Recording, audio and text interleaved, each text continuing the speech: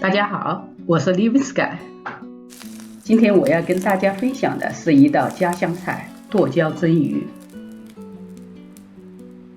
今天我要用到的是2条1磅重的金鲳鱼。我们先来给金鲳鱼解冻，不需要把包装打开，直接扔进冷水中给它化冻。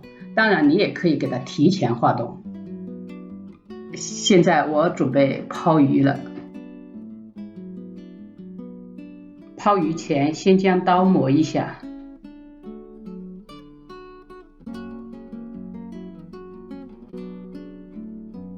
现在从肚子上给它一刀，不要割得太深，以免将它的胆囊割破。胆囊割破了会影响鱼的味道，会很苦的。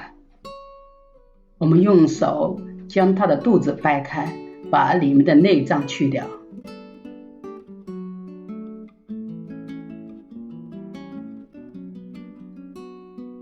鱼鳃是最脏的地方，所以一定要去掉。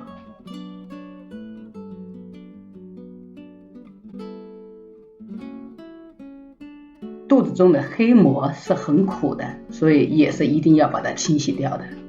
现在在鱼身上打上2个花刀，帮助入味。花刀要斜着从鱼尾往鱼头方向切，小心不要把里面的鱼刺给切断了。做剁椒鱼不需要腌制，因为后面的剁椒很咸，我们可以给它淋上一些料酒去腥味。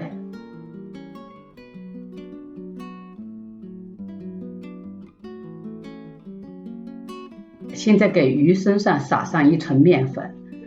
在蒸鱼之前，我们先要将鱼的2面煎黄，这样可以保证在煎鱼时能保证鱼皮的完整。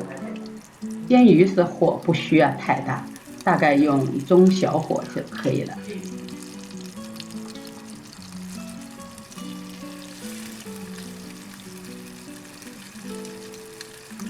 太浅了，那些油都溅出来了，可以盖上盖子煎。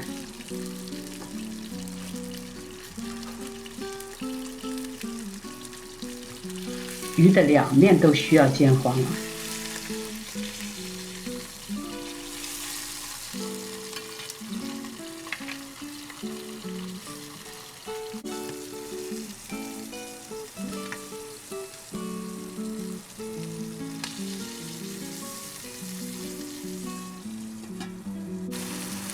我们在蒸碗里面放上一个冲节，将鱼架起来，这样可以使鱼的那个受热比较均匀。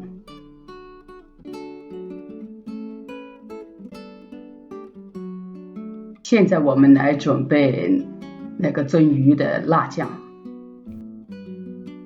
将姜末、蒜末和朝天椒倒进油锅中给它炒香，加入1把豆豉，豆豉可是最重要的一个调味品了，在这里。最后加上3大勺剁辣椒。当满屋飘香的时候，这个辣椒酱就准备好了。把辣酱均匀地盖在鱼的身上。